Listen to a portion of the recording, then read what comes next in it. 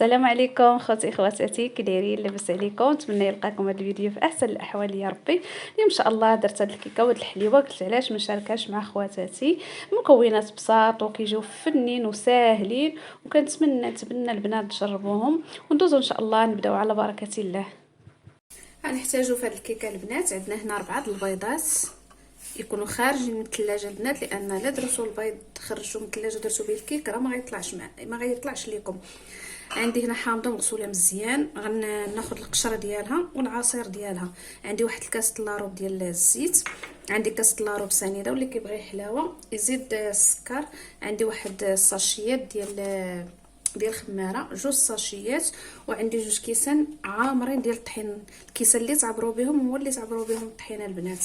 وهنايا انا غندير هذا المول هذا لحقاش ما عنديش مول داير صغير، غندير غير هذا نستعمله اول مره. راك شاركته معكم، كنت شريته اول مره، غنطيب فيه ان شاء الله.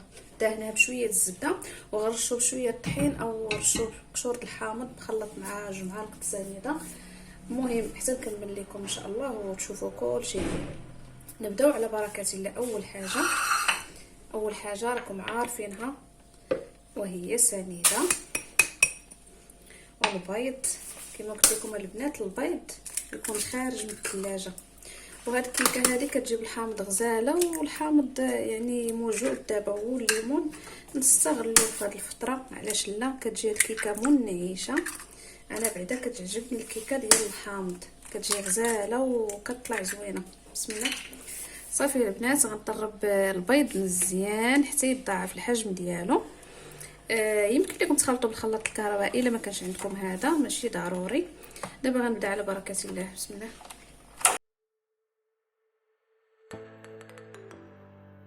كما شفتوا انا حكيت الحامضه كامله وغنعصرها. تقريبا غتعطيني واحد 4 كاس ديال العصير. ما تكثروش البنات، ما ديروش نص كاس، يعني الا عصرتوا عطاتكم نص كاس ديروا غير ربع. راكم عارفين الحامض بان الا كثرتوا منه شويه غيجيكم يعني الكيكه محمضه. دابا غنضيف الزيت شويه بشويه وغنطرب ان شاء الله.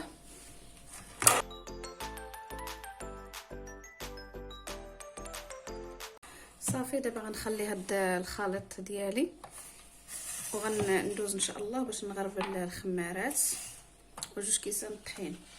هنا البنات راه عندي 2 كيسان ديال الطحين، يعني الكاس اللي غتعبروا به الزيت وسنيده غتعبروا به الطحين.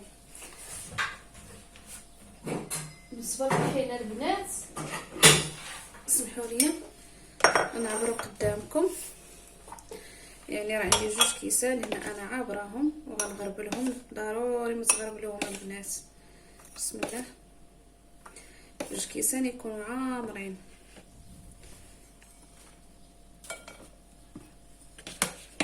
وغنديروا الخمارات حتى هما مع الطحين وقبيصه الملحه.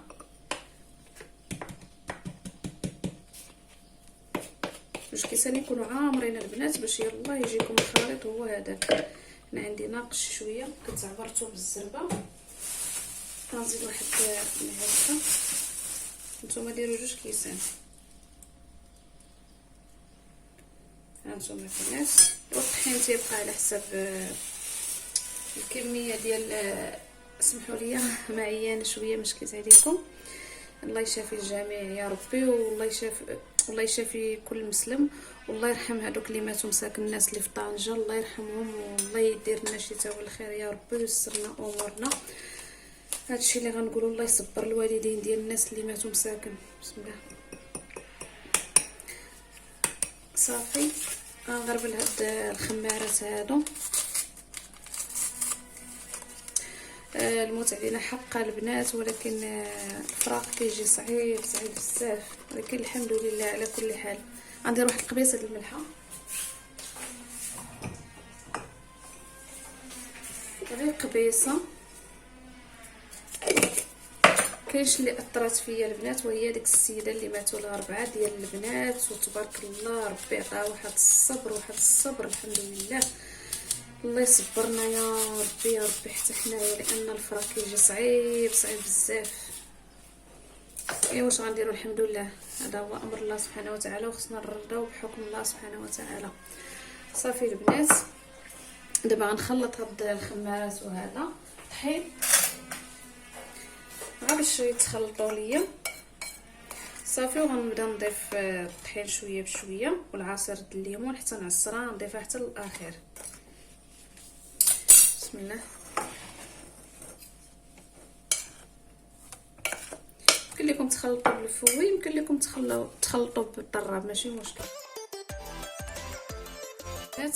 انا عصرت الليمونه يعني 4 كاس، ما ديروش اكثر من 4 كاس البنات. صافي غنخلط غير بالفوي كما قلت لكم. الطحين 2 كيسان عامرين. بسم الله. ها انتم البنات الخليط يعني ملي كتهزوه كيمشي خيط معاكم، ما كيتقطعش.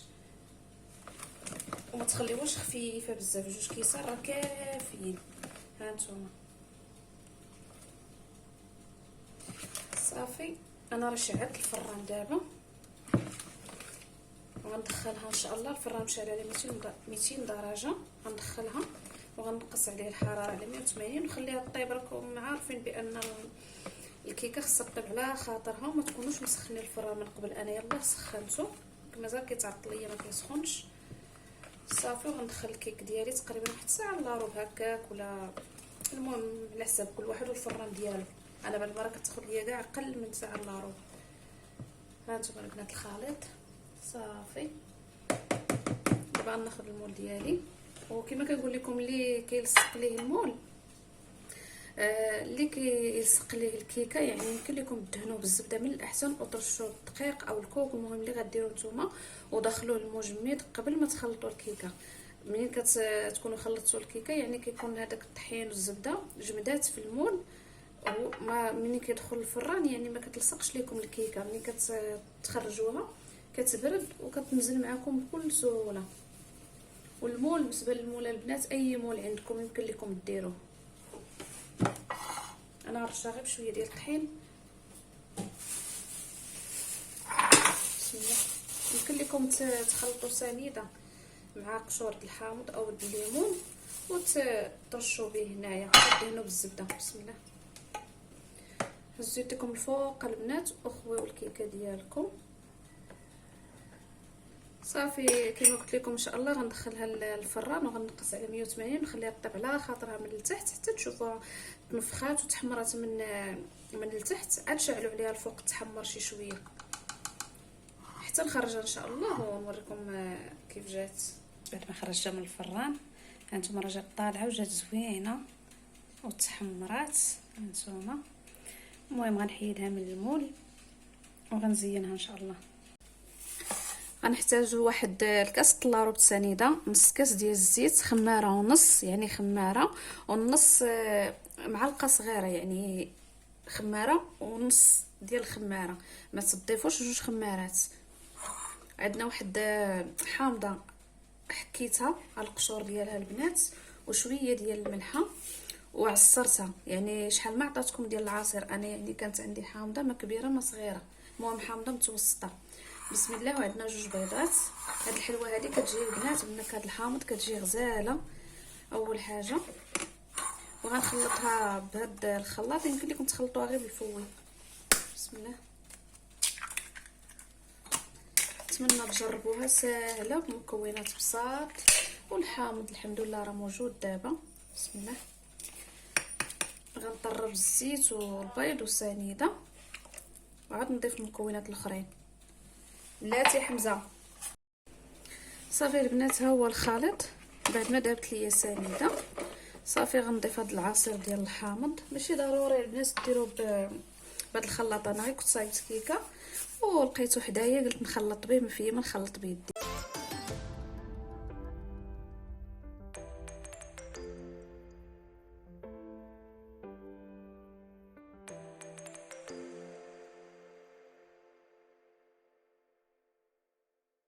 صافي دابا غنضيف الطحين شويه بشويه، العجينه يعني تكون شويه ملخوفه ما تكونش قاصحه. بسم الله. ضيفوا غير شويه بشويه البنات، يمكن لكم تخلطوا بيديكم. بسم الله.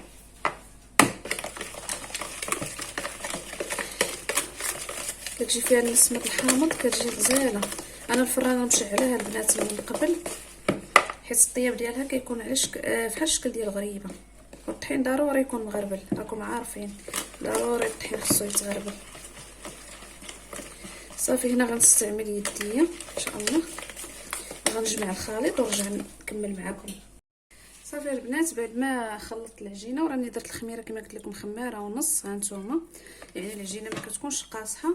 هنا خديت سكر كلاصي انا عندي سبيسيال وغربلته، ولا ما كانش عندكم نتوما كان سكر كلاصي البنات العادي ديما سكر كلاصي زيدوا معاه واحد 2 معالق ولا 3 المعالق ديال النشا وغربلوه 2 مرات حتى ل3 المرات، راه كيولي بحال شكل سكر كلاصي مزيان سبيسيال. هنا عندي انا هاد اللاطه وعندي هاد الورق ديال الطبخ. نتوما يمكن لكم تدهنوا بشويه الزيت، ولكن من الاحسن ديروا الورق ديال الطبخ باش ما تلصقش لكم لان فيها سكر كلاصي. غنبدا نكورها وغندوزها في السكر كلاصي ان شاء الله. والفراره كما قلت لكم راني مسخناه من قبل بحال شكل الطياب ديال البهله.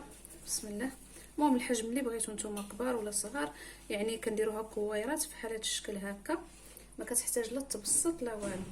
وكندوزوها كامله في السكر كلاصي حتى كنساليو عاد كنحطوها في اللاطه. بسم الله. نتمنى البنات تجربوها وتردوا عليا في كومونتير. واحد الاخت ديما كتقول لي كنجرب الوصفات ديالك كينجحوا معايا، والله الا كنفرح. وتحيه كبيره ليها سكينه، شكرا ليك حبيبه، الله يسهل امرك يا ربي.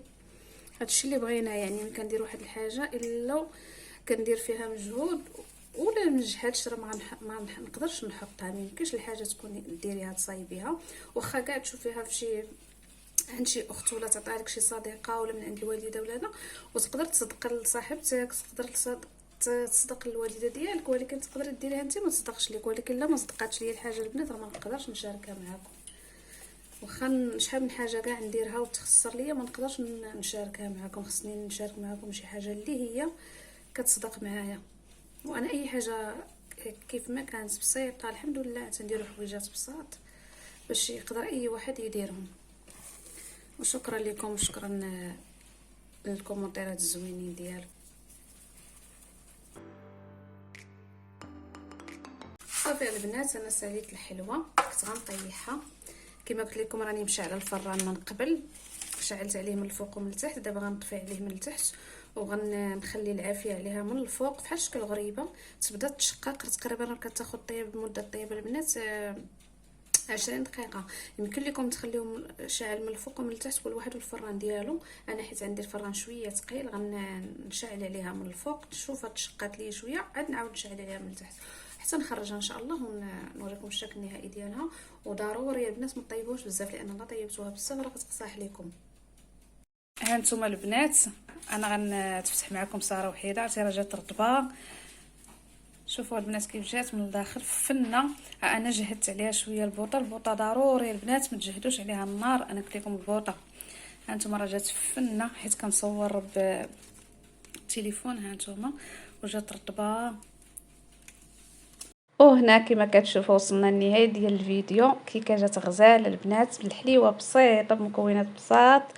بالنسبه للكيكه البنات انا زينتها بشويه ديال الكونفيتير والكوك، والتزيين كيبقى اختياري لكم اللي متوفر عندكم البنات. عرفتي راه جات فنه. انا درت لها غير الكونفيتير والكوك.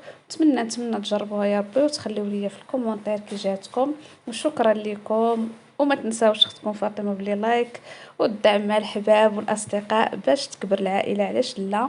وبسلام عليكم الى فيديو قادم بحول الله. ونتمنى يا ربي نكون خفيفه وظريفه على قلوبكم. يا الله بسلام عليكم.